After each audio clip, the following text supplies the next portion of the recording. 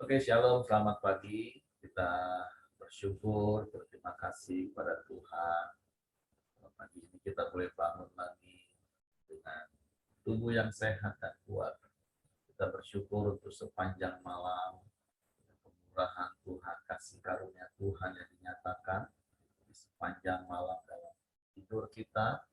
Dan pagi hari ini kita boleh bangun untuk kita menikmati lagi kemurahan Tuhan, kebajikan Tuhan seumur hidup kita. Kita mau bersyukur, kita mau menyembah Tuhan, kita mau meninggikan nama Tuhan. Bersyukur kalau hari ini kita ada, itu karena kemurahan Tuhan.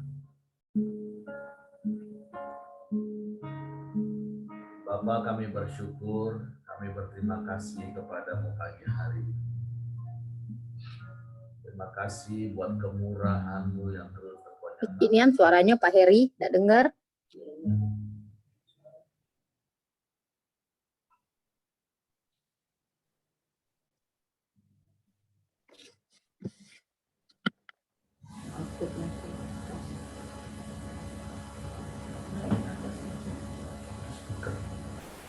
Kami bersyukur buat kemurahan-Mu.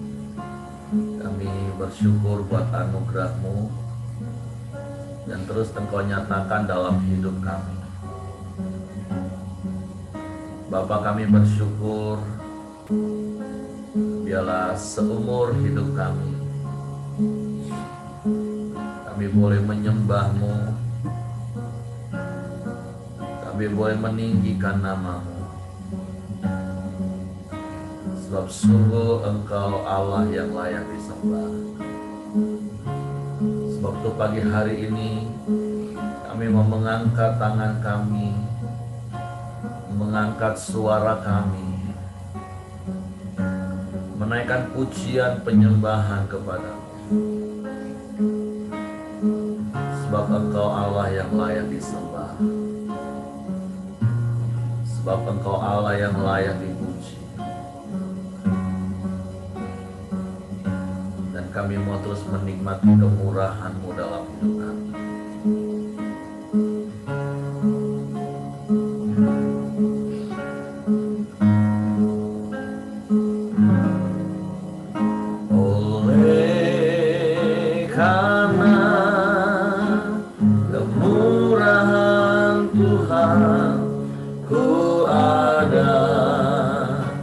Sampai hari ini, oleh karena kebaikan Tuhan, janji-Mu terjadi bagiku. Oleh karena kemurahan-Mu, oleh karena kemurahan Tuhan, ku ada sampai hari ini. Oleh karena kebaikan Tuhan, ku ada terjadi bagiku.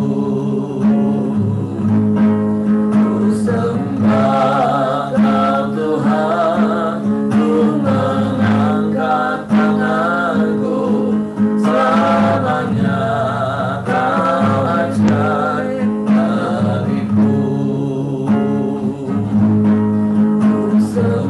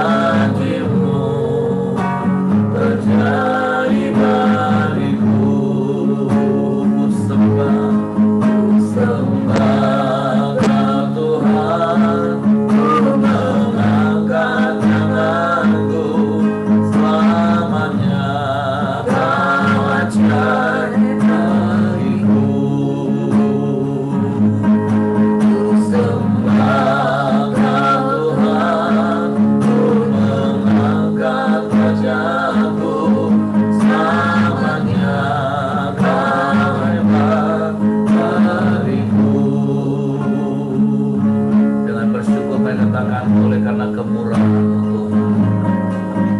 Oleh karena kemurahan Tuhan, Ku ada sampai hari ini. Ya, oleh karena kebaikan Tuhan, janji-Mu terjadi bagiku. Sembah Kau Tuhan, ku mengangkat tanganku, selamanya Kau ajaib bagiku.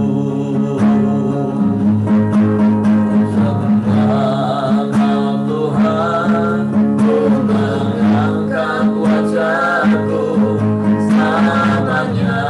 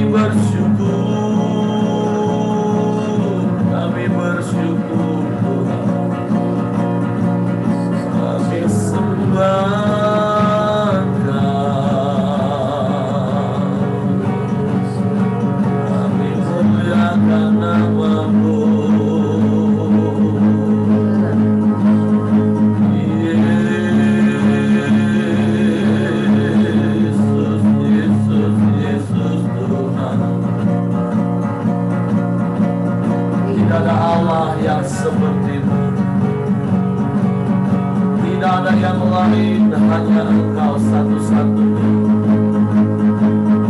Sebab itu hanya kepadamu hati kami percaya. Hanya ke dalam tangan-Mu kami serahkan hidup kami. Sebab sungguh aman di dalam-Mu. Kami tenang bersama-Mu. Engkau penuhi hati kami dengan damai sejahtera-Mu. Engkau limpahi dengan sukacita-Mu, sehingga kami boleh bersukacita dalam segala keadaan kami. Sebab Engkau sumber sukacita kami. Engkau sumber kekuatan bagi kami. Kami bersyukur, kami bersyukur. Kami sembah selamanya.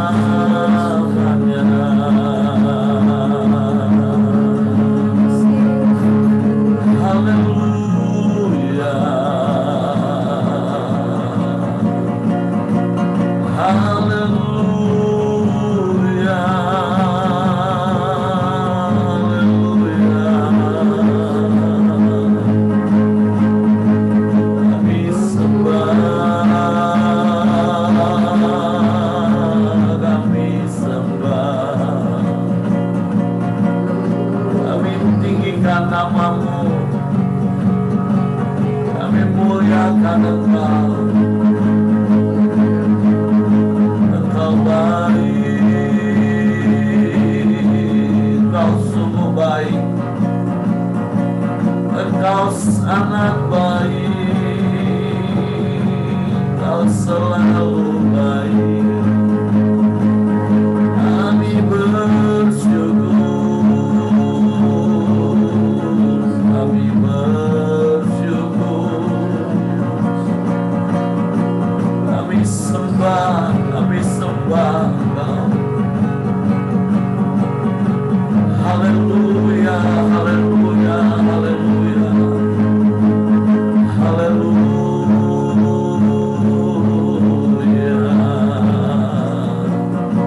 Sebab sungguh hanya di dekat-Mu kami tenang.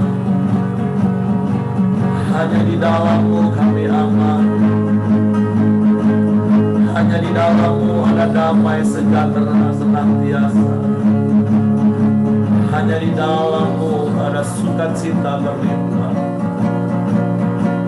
Hanya di dalam-Mu, Yesus Tuhan. Haleluya.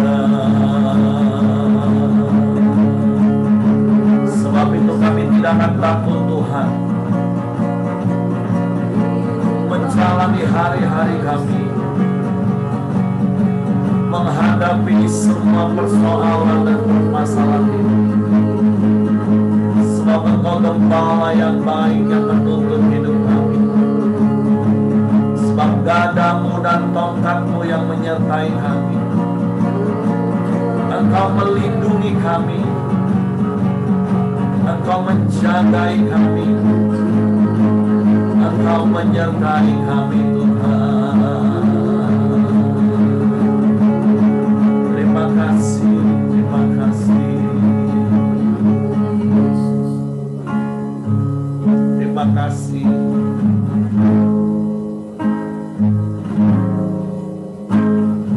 Kau gembalaku, ku takkan takut. Kau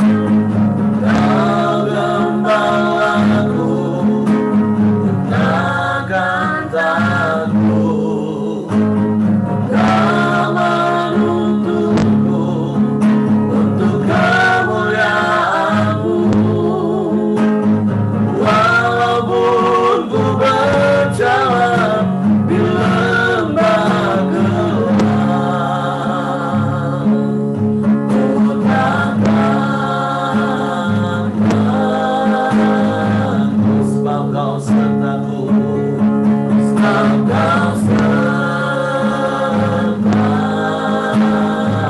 sungguh hanya di dalam-Mu, dalam-Mu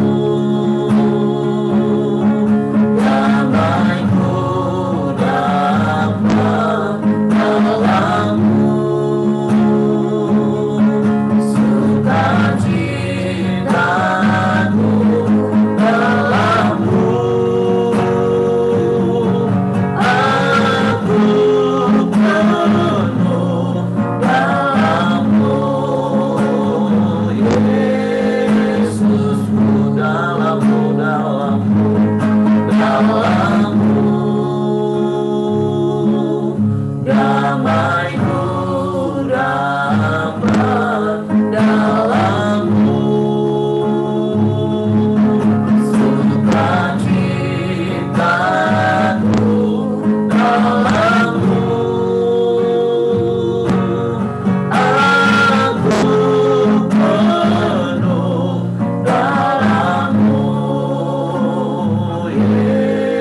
Yesusku, dalam-Mu, dalam-Mu damaiku dapat, dalam-Mu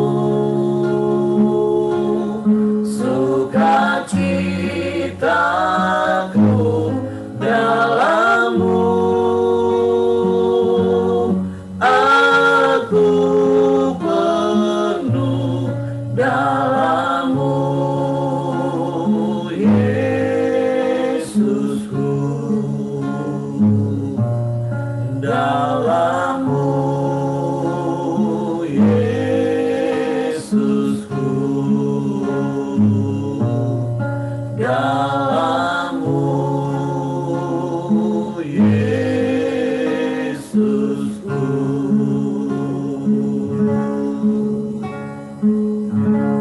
Sungguh hanya di dalam-Mu Yesus Tuhan kami boleh damai, kami boleh tenang, bahkan kami dapat bersukacita dalam segala keadaan kami. Bahkan mungkin saat kami berada di dalam lembah kekelaman, kami tidak takut, sebab kami percaya Engkau beserta dengan kami. Sebab Engkau gembala yang baik bagi kami. Engkau yang berjaga-jaga atas jiwa kami, atas hidup kami.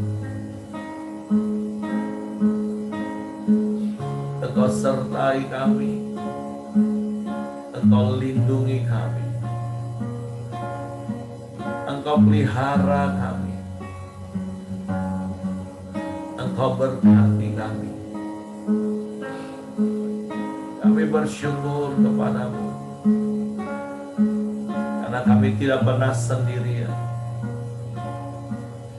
Ada Engkau selalu menemani kami di dalam setiap musim hidup kami. Ada kebajikan, ada kemurahan-Mu yang mengikuti kami seumur hidup kami. Bahkan Engkau nyatakan kasih setia-Mu di sepanjang umur hidup kami. Engkau limpahi kami dengan rahmat-Mu. Engkau limpahi kami dengan berkat-berkat-Mu. Sebab itu betapa hati kami bersyukur kepadamu pagi hari ini. Kami mengangkat tangan kami menyembah-Mu. Kami mengangkat suara kami meninggikan nama-Mu. Sebab Engkau Allah yang layak disembah. Engkau Allah yang layak dipuji, ditinggikan, diagungkan. Bahkan biarlah bukan hanya sekedar mulut kami, tapi perbuatan kami memuliakan nama-Mu. Sebab itu Bapa, kami bersyukur kepadamu pagi hari ini. Kami kami mau siapkan lagi hati kami untuk diisi dengan kebenaran firman. Firman yang adalah pribadi-Mu. Biarlah firman-Mu, biarlah Engkau yang mengendalikan seluruh hidup kami. Sehingga kami tidak hidup dengan apa yang kami lihat, tapi kami hidup dengan apa yang kami percaya. Sebab firman-Mu ya dan amin bagi kami. Dan Engkau tidak pernah berubah, dulu, sekarang, dan selama-lamanya. Roh Kudus, tolong kami untuk mengerti firman-Mu. Tolong kami untuk memahami firman, sehingga kami percaya firman dan kami melakukan firman. Di dalam nama Yesus Tuhan kami bersyukur. Kami sambut firman. Haleluya, haleluya, haleluya, haleluya. Amin. Oke, silakan Pak Ramli. Ya, puji Tuhan. Selamat pagi, Bapak, Ibu, Saudara semua. Saat teduh kita pada hari ini, kita lanjutkan dari Yohanes 1, ayat 37 sampai ayat yang ke-40. Tapi karena masih dalam satu perikop tentang murid-murid Yesus yang pertama, saya akan bacakan juga ayat 35-36-nya supaya lengkapnya. Pada keesokan hari, Yohanes 1 ayat 35, pada keesokan harinya, Yohanes berdiri di situ pula dengan dua orang muridnya. Dan ketika ia melihat Yesus lewat, ia berkata, "Lihatlah anak domba Allah." Kedua murid itu mendengar apa yang dikatakannya itu, lalu mereka pergi mengikut Yesus. Tetapi Yesus menoleh ke belakang, ia melihat bahwa mereka mengikut dia, lalu berkata kepada mereka, "Apakah yang kamu cari?" Kata mereka kepadanya, "Rabi," artinya guru, "di manakah engkau tinggal?" Ia berkata kepada mereka, "Marilah dan kamu akan melihatnya." Mereka pun datang dan melihat di mana ia tinggal, dan hari itu mereka tinggal bersama-sama dengan dia. Waktu itu kira-kira pukul 4. Salah seorang dari keduanya yang mendengar perkataan Yohanes lalu mengikut Yesus adalah Andreas, saudara Simon Petrus. Ya, Bapak, Ibu, Saudara, ini adalah perikop tentang murid-murid Yesus yang pertama, bagaimana Yesus dalam versi Injil Yohanes, karena memang mungkin agak berbeda dengan versi Matius, Markus, Lukas, ya, di mana Yesus yang memanggil semua murid-muridnya, tapi kalau ini ada dua murid yang berinisiatif untuk mendatangi Yesus atau mengikut Yesus, ya. Jadi di sini diceritakan nanti, atau nanti setelah ayat 40 juga, besok-besok kita akan lihat bagaimana Yohanes dan Andreas sebagai sebuah kelompok pemuritan, ya, kemudian mereka mengikut Yesus, dan nanti Andreas akan mengajak saudaranya Simon Petrus untuk juga ikut kepada Tuhan Yesus. Kemudian Yesus juga mengajak Filipus, dan nanti Filipus juga akan mengajak Nathanael, Bartolomeus, dan seterusnya, ya, sampai 12 murid Yesus dikumpulkan. Tapi kita bisa belajar banyak hal dari perikop ini, ya. Yang pertama yang bisa kita pelajari adalah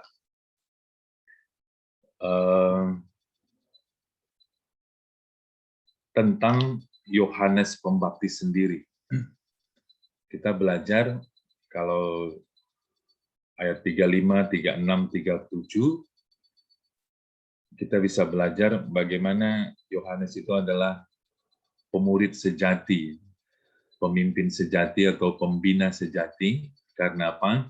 Karena memang dia mengajarkan kebenaran, dan dia konsisten mengajarkannya. Kemarin waktu bagian Hengki ya, di ayatnya yang sebelumnya, yaitu ayat yang ke-29, Yohanes mengajarkan murid-muridnya bahwa Yesus adalah anak domba Allah yang menghapus dosa dunia. Di ayat yang ini, ayat 36, hal itu ya diulang kembali oleh Yohanes. Dia sungguh-sungguh mengajarkan kebenaran kepada murid-muridnya, sehingga mudah bagi murid-muridnya untuk percaya dan mengikut Yesus. Kenapa juga Yohanes sebagai pemimpin sejati? Karena dia rela melepaskan murid-muridnya untuk mengikut guru yang lain, supaya muridnya boleh mengalami kemajuan, supaya muridnya boleh mengalami hal-hal yang jauh lebih baik yang bisa dia dapat berikan, gitu ya. Jadi kita bisa belajar dari Yohanes ya, bahwa di dalam memuridkan orang lain, di dalam membina orang lain ya, kita tidak menjadikan murid kita murid Ramli gitu ya, atau murid Pak Heri, tapi kita harus menjadikan orang-orang yang kita bina, orang-orang yang kita muridkan menjadi murid Kristus ya. Jadi kita nggak baperan ketika mereka punya masalah, konsultasinya ke orang lain, bukan ke kita ya, tapi biarlah mereka menjadi murid Kristus, kita hanya alat saja ya. Itu yang dipraktekkan oleh Yohanes yang saya dapat ya. Kemudian pelajaran yang lain yang bisa kita tangkap dari perikop ini adalah mulai ayatnya yang ke-38 ya.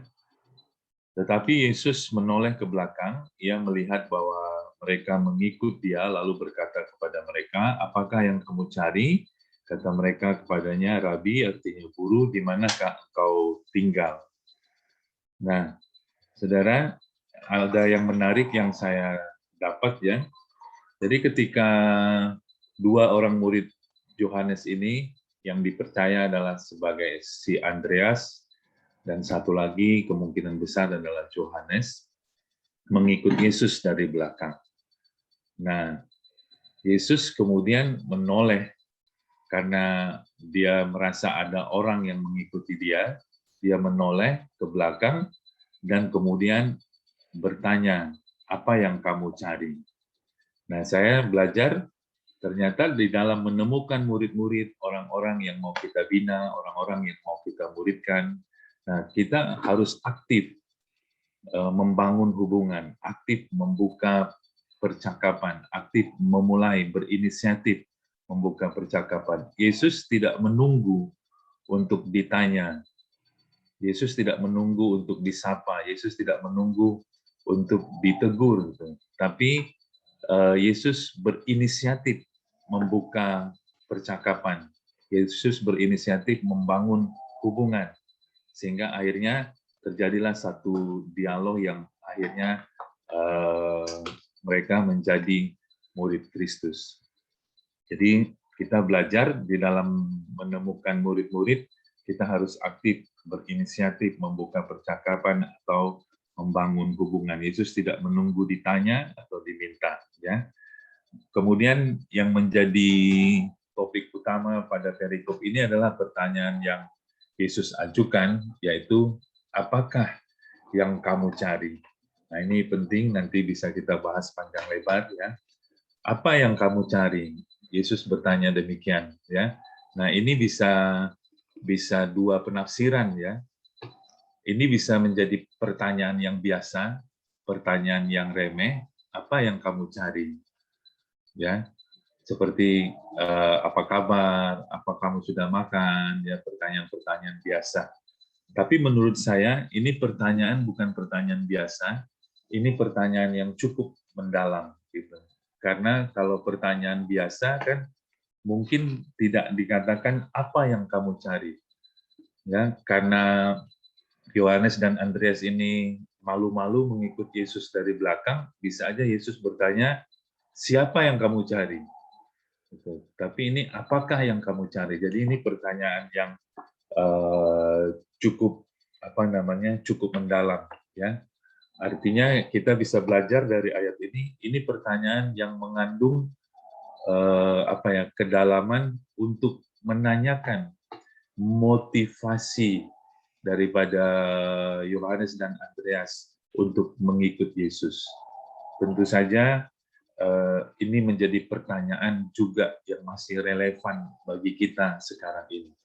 Ya, apa sih sebenarnya yang kita cari ketika kita mengikut Yesus, mencari Yesus, mencari Tuhan? Dan itu juga menurut saya pertanyaan yang harus terus kita tanyakan ya setiap hari di dalam hidup kita. Setelah sekian tahun ya kita melayani Tuhan, apa yang kita cari? Setelah sekian tahun kita membangun rumah tangga, ya, apa yang kita cari?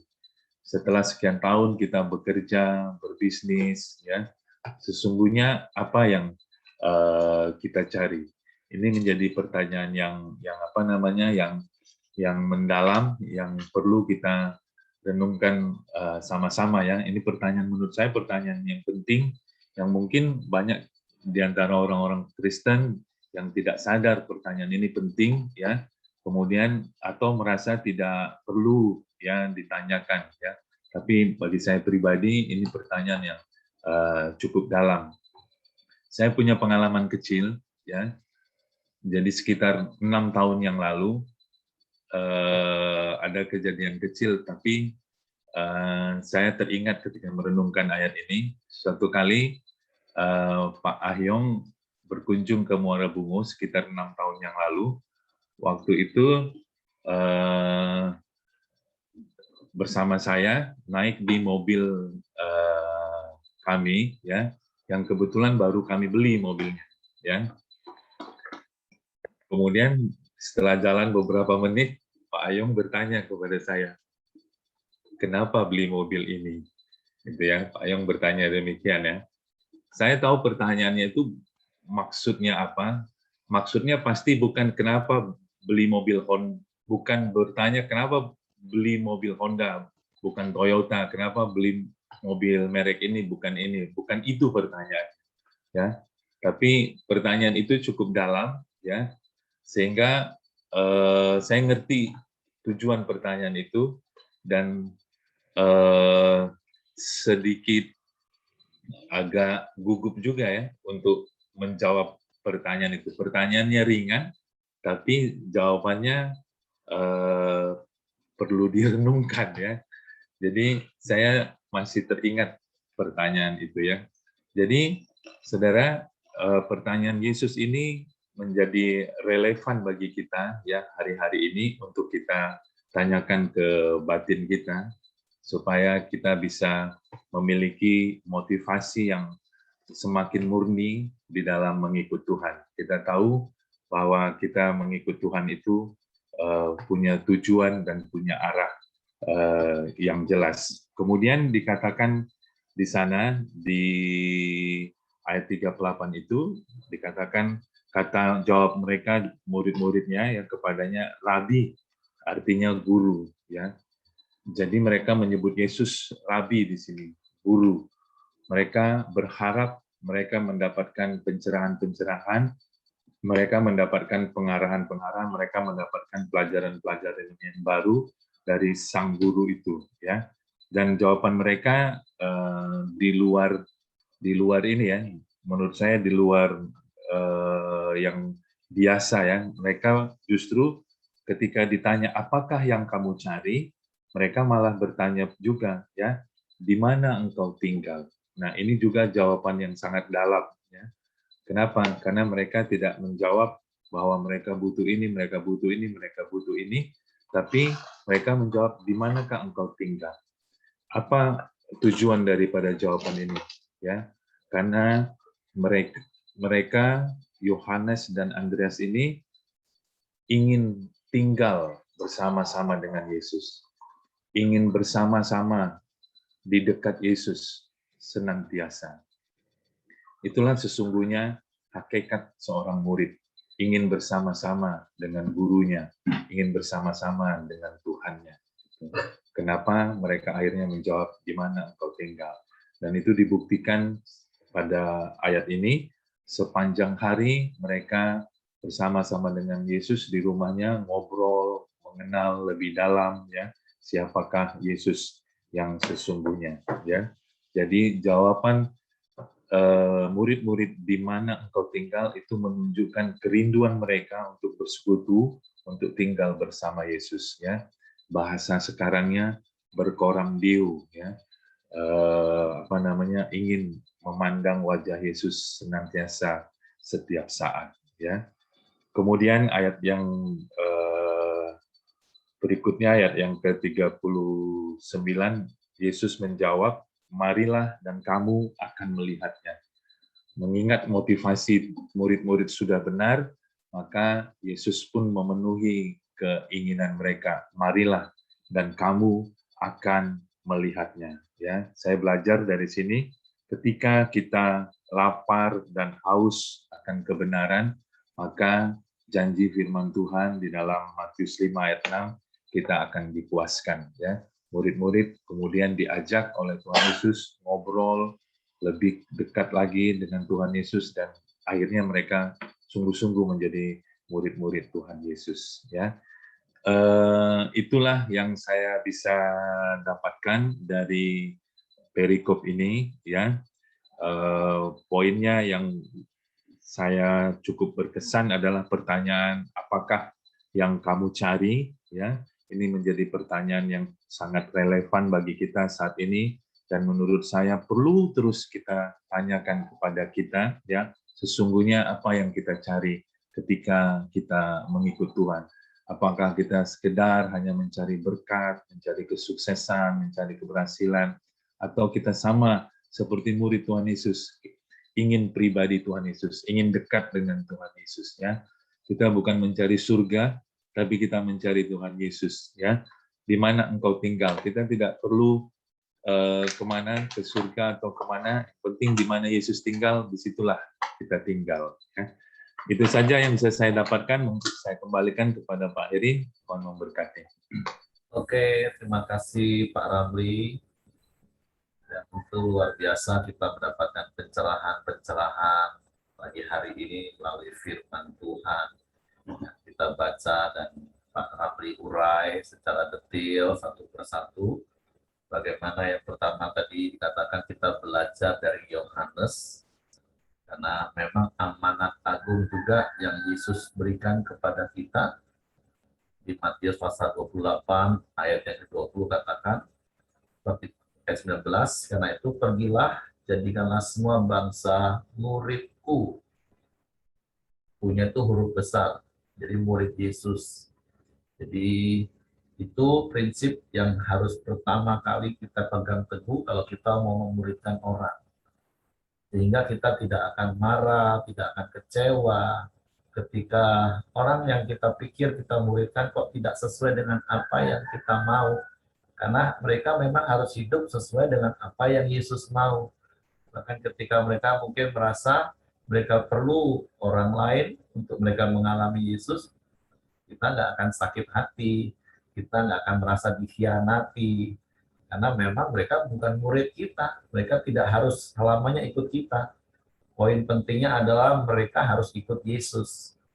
Kita ini hanya alat, seperti Pak Ramli tadi katakan. Saya ingat juga beberapa puluh tahun yang lalu, waktu saya masih umur sekitar ya 20, ketika kami sama-sama pengerja guru sekolah minggu waktu itu, agak meradang karena di lokasi di mana kami buka pelayanan, tiba-tiba ada hamba Tuhan dari sinode yang sama buka pelayanan, dan dalam tanda kutip mengambil beberapa jemaat, khususnya anak-anak sekolah minggu yang kami layani. Wah, guru-guru sekolah minggu mencak-mencak, tapi dengan tenang gembala saya ngomong, tenang, gak usah marah. Itu domba punya Tuhan. Kalau Tuhan masih percayakan untuk kalian gembalakan, kalian urus. Kalau enggak ya sudah, itu kan punyanya Tuhan. Jangan marah, kita ini hanyalah orang-orang yang menggembalakan kawanan domba Allah. Nah, jadi begitulah sikap hati yang sampai hari ini terus saya jaga, bahwa semua jemaat itu adalah jemaat Tuhan. Orang yang saya muridkan itu adalah murid Tuhan. Hingga nggak sakit hati ketika ada perpindahan, ada hal kenapa kok nggak sepertinya harus ikut. Karena kita juga nggak boleh terjebak pada kultus individu dan kita yang dikultuskan. Harusnya yang dikultuskan itu hanya Tuhan satu-satunya. Nah, itu hal yang pertama. Nah, yang kedua, yang seperti Pak Ramli tadi katakan, yuk setiap hari kita harus jaga hati kita dan terus kita evaluasi apa sih motivasi kita ikut Tuhan. Seperti ada lagu yang sembari tadi Pak Ramli katakan, yang kadang Pak Isa juga sering menyanyikan, apa yang dicari orang, uang. Apa yang dicari uang, pagi, siang, petang, malam, uang, uang, uang, uang. Nah, dalam artian itu kalau dalam hidup hari-hari. Tapi kalau dikerucutkan, kita cari Tuhan itu motivasinya apa sih? Apakah seperti Pak Ramli tadi katakan, hanya mencari berkat dan bukan sumber berkat? Hingga ketika seperti kita nggak menerima berkat, kita mulai tinggalkan Tuhan. Apakah kita mencari Yesus, mengikut Yesus hanya sekedar mujizatnya? Bukan mau mengalami perjumpaan secara pribadi dengan sang pembuat mujizat. Sehingga ketika kita berdoa, berharap mujizat dan mujizat tidak terjadi, kita mulai kecewa dan marah. Makanya seperti yang saya sering sampaikan, selama 3,5 tahun perjalanan Yesus, selalu ada 3 kelompok orang yang selalu bersama dengan Yesus. Selalu dekat dengan Yesus. Jadi kalau hari ini engkau merasa dekat dengan Yesus, nanti dulu dekatnya itu apa yang kau cari, seperti pertanyaan yang disampaikan oleh Yesus pagi hari ini. Apakah kita menjadi seperti murid-murid Yesus? Ya, seperti Pak Ramli tadi katakan di awal, kalau dari ketiga Injil sinopsis, sepertinya Yesus mendapatkan murid itu hanya dalam 1 hari, karena ada 1 ayat di dalam Injil, maka semalam-malaman Yesus berdoa, dan kemudian besok paginya Yesus memanggil murid-muridnya dan langsung disebut. Tapi sekali lagi, seperti yang saya katakan di beberapa hari yang lalu, jangan kita terjebak, akhirnya kita mulai berpikir dengan pikiran kita yang sempit, membatasi, iya ya, berarti yang betul yang mana ya? Nah, saya lebih cenderung dengan apa yang Yohanes tulis lebih detail, seperti yang Pak Ramli tadi katakan. Secara pasti saya tidak tahu berapa lama akhirnya 12 murid itu terkumpul mengikut Yesus, 12 orang. Tapi dari kisah ini, kita baru ketemu namanya Andreas yang pertama, terus Andreas ajak Simon, kemudian Filipus, keesokan harinya. Nah, nggak tahu berapa hari kemudian, bahkan mungkin berapa minggu, berapa bulan kemudian, baru yang lain-lain menjadi murid Yesus. Tapi kembali kepada apa yang engkau cari.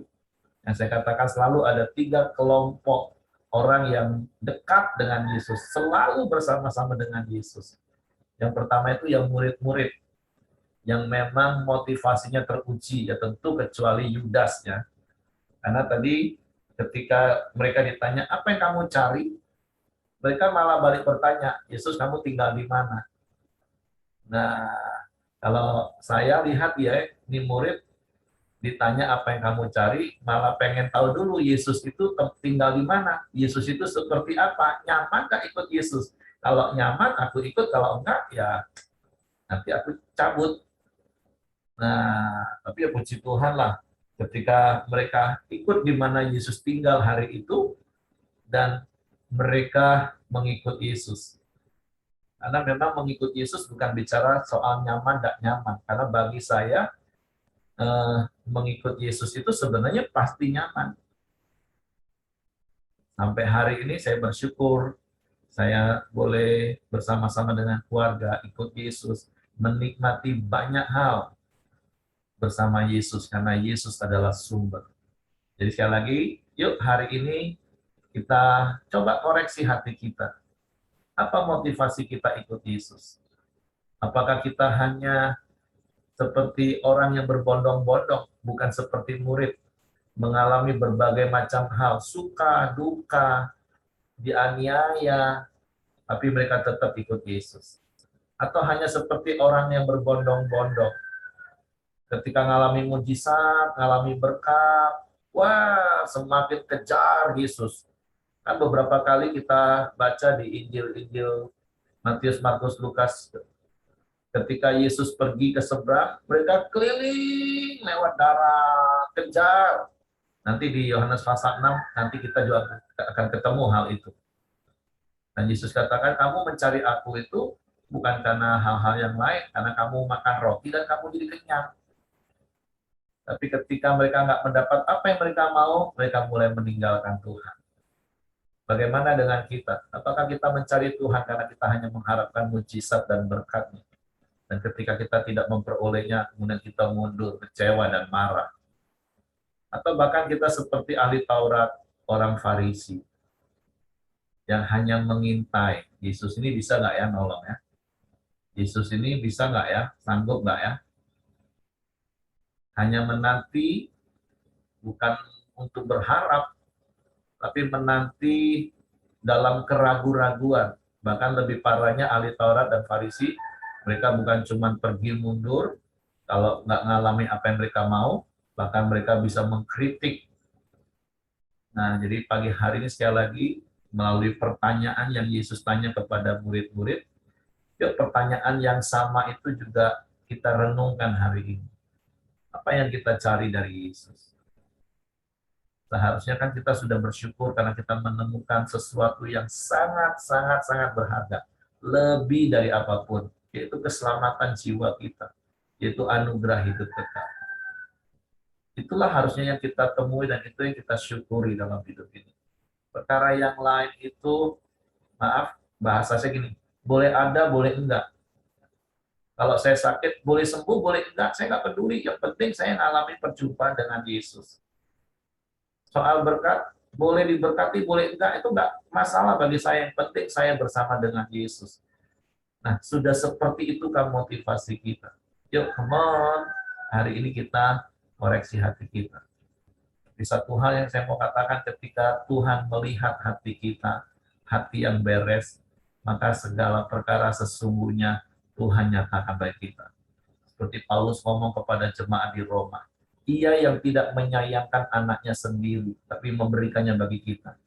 Maka perkara yang lain adalah perkara yang mudah. Perkara yang lain itu hal-hal yang kita butuh. Itu perkara yang mudah bagi Bapa untuk berikan kepada kita. Tapi seringkali justru perkara yang lain itu jadi utama dalam hidup kita. Bukan Yesusnya, bukan Bapaknya. Di pagi hari ini sekali lagi, yuk kita periksa hati kita, dan saya berdoa, saya berharap seperti murid pertama, ketika mereka pengen tahu Yesus itu seperti apa, tempatnya gimana, dan ketika mereka melihat realita yang mereka alami, mereka tetap ambil keputusan untuk percaya Yesus. Mungkin ya sekali lagi terima kasih untuk Pak Ramli buat pencerahan firman Tuhan pagi hari ini. Mungkin Bapak Ibu yang lain juga mendapatkan sesuatu atau ditegur tentang sikap hati kita selama ini, dan ternyata pengiringan kita ini masih ada hidden agendanya terhadap Tuhan. Oke, Bu Miriamti mau tambahkan? Sedikit ya. Ternyata kalau saya melihat motivasi saya mengikuti Yesus, itu memang sehari ke sehari itu diubahkan oleh Tuhan. Ya. Jadi sekarang motivasi saya itu memenuhi rencana Tuhan dalam hidup saya. Karena saya mendapatkan begini. Waktu muda ya, kawin, punya anak ya. Lama-lama anak menikah ya, kawin, meninggalkan.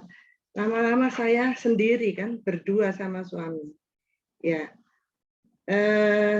Tapi nanti kalau salah satu dari kami dipanggil, pasti kami juga sendiri. Nah, disitulah saya mendapatkan begini. Apakah rencana Tuhan dalam hidup saya sudah terpenuhi? Gitu. Kalau masalah, bukan karena saya dokter ya, kalau masalah sakit ya atau sengsara atau apa, itu saya sudah banyak alami dan saya merasa tidak ada yang lain yang dapat menolong saya, hanya Yesus. Itu yang saya alami, Pak, Bapak Ibu sekalian. Jadi jangan takut masa tua ya, anak-anak pergi meninggalkan kita, kemudian mungkin kita merasa sendiri, ya nggak apa-apa.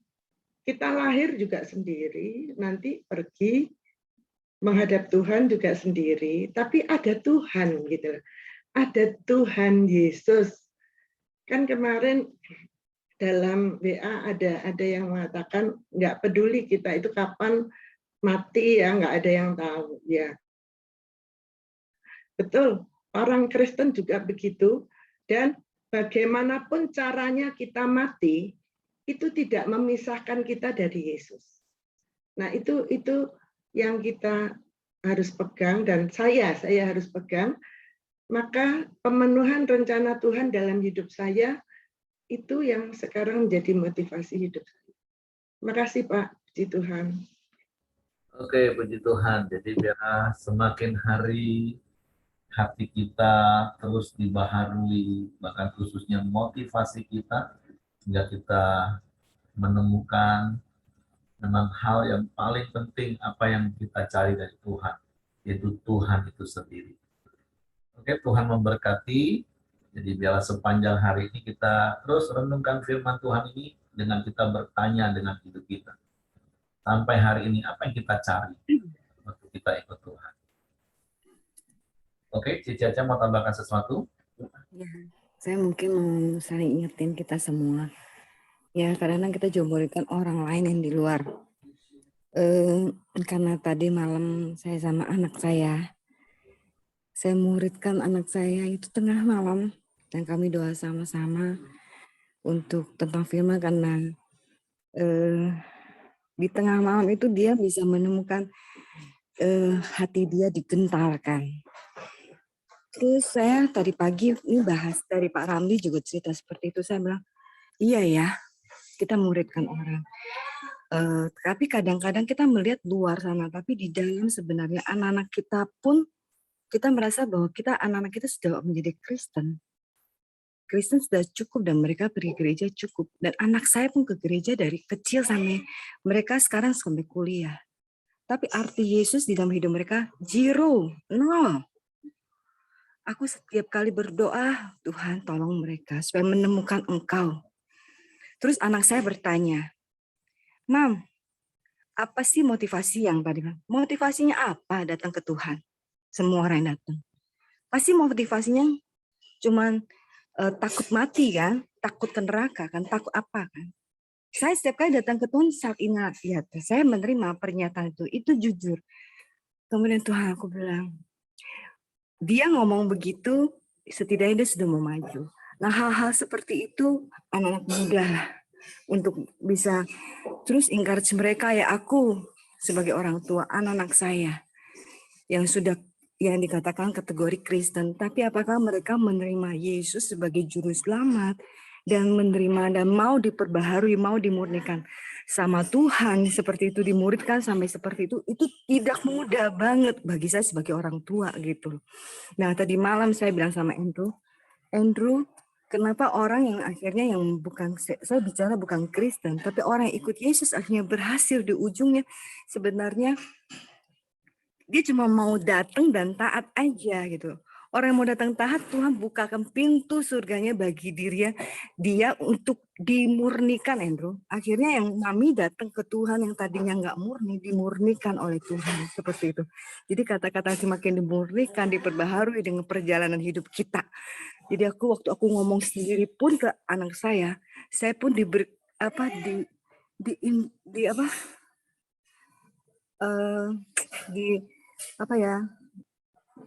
Tuhan yang memberikan saya satu pengertian itu. Oh iya, waktu saya ngomong sendiri ke anak saya bilang, oh iya, kita manusia nggak mungkin datang ke Tuhan, tapi Tuhan yang cari kita, kemudian Tuhan yang akan murnikan kita, diperbaharui, dan semua perjalanan-perjalanan itu begitu indah banget saya cerita. Jadi anak saya tadi malam, kami jam 1 pagi doa, pengakuan yang jujur semuanya. Pengakuan diri dia, aku bilang kali ini ya Andrew ya, kamu jangan lagi tolak ya, jangan lagi ini ya, kamu beri ya Tuhan hati kamu ya, nggak apa-apa. Jadi saya ceritakan lagi, dan dia doa sampai hampir 1 jam. Hanya terus doa. Saya bilang, Tuhan terima kasih untuk hari ini yang Tuhan berikan. Nah aku bilang ini juga semua kita juga pasti nggak mau, pengen bukan orang lain aja, tapi anak-anak kita juga mengalami pertemuan dan mengalami Tuhan. Itu aja yang dari saya. Terima kasih. Oke, puji Tuhan Caca. Jadi biarlah kita jadi Yohanes bagi anak-anak kita.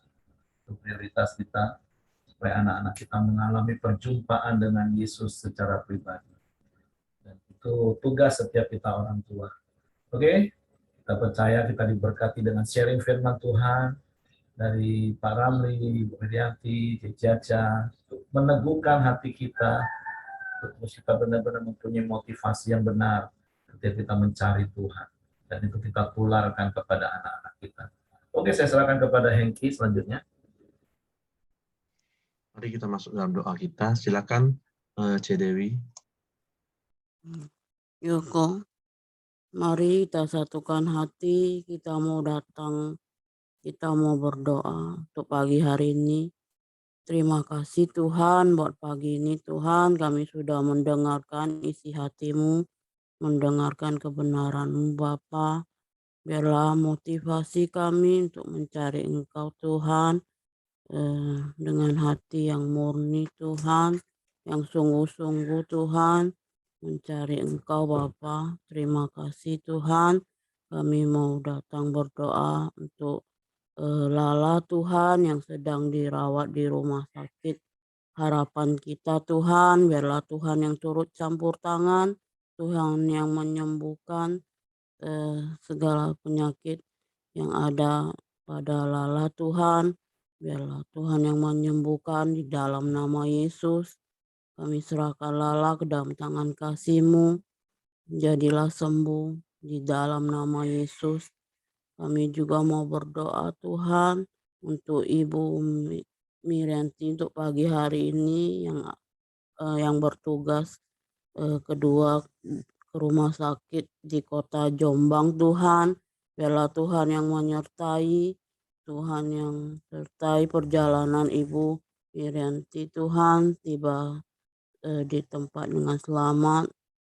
Terima kasih Bapa, kami serahkan ke dalam tangan kasih-Mu. Kami juga mau berdoa untuk bangsa Indonesia ini Tuhan. Biarlah bangsa Indonesia ini Engkau hadir di tengah-tengah bangsa kami Tuhan. Engkau juga berkati Tuhan pemimpin yang ada di kota bangsa kami.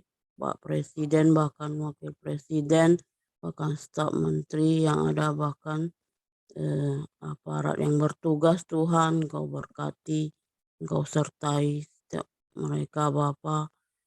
Biarlah bangsa kami penuh kemuliaan-Mu. Kami serahkan bangsa kami ke dalam tangan kasih-Mu. Kami mari kita datang berdoa Bapa kami. Bapa kami yang di surga, dikuduskanlah nama-Mu, datanglah kerajaan-Mu, jadilah kehendak-Mu di bumi seperti di surga. Berikanlah kami pada hari ini makanan kami yang secukupnya, dan ampunilah kami akan kesalahan kami, seperti kami juga mengampuni orang yang bersalah kepada kami, dan janganlah membawakan ke dalam pencobaan, dan janganlah membawa kami ke dalam pencobaan, tetapi lepaskanlah kami daripada yang jahat, karena Engkaulah empunya kerajaan dan kuasa dan kemuliaan sampai selama-lamanya. Amin. Pak Dr. Ramli, silakan tutup dalam doa, Pak. Bapa, kami bersyukur buat pagi ini. Kami boleh berkoramdiu bersama-sama saling mengingatkan, saling menasihati, saling menguatkan, dan meneguhkan satu dengan yang lain. Kami bersyukur Tuhan telah mengingatkan kami untuk kami boleh memeriksa hati kami, motivasi kami, biarlah kami mengikut Engkau, karena kami rindu mengenal pribadi-Mu, rindu menggenapi rencana-Mu di dalam kehidupan kami. Kami serahkan Tuhan kehidupan kami sepanjang hari ini ke dalam tangan Tuhan. Tuhanlah kiranya yang menuntun, memberkati, menolong, memimpin kami, sehingga hidup kami pada hari ini boleh menyenangkan dan memuliakan nama Tuhan, boleh menjadi berkat bagi banyak orang.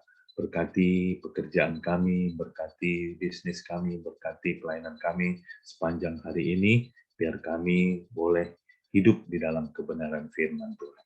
Terima kasih Bapa, terpuji nama-Mu. Kami terima berkat kasih karunia daripada Allah Bapa, damai sejahtera daripada Tuhan Yesus, serta persekutuan yang manis bersama Allah Roh Kudus menyertai kami hari ini sampai selama-lamanya. Dalam nama Tuhan Yesus kami bersyukur, kami sudah berdoa. Haleluya. Amin. Oke, semangat pagi, Terima selamat kasih ya. Tuhan berkati. Ya.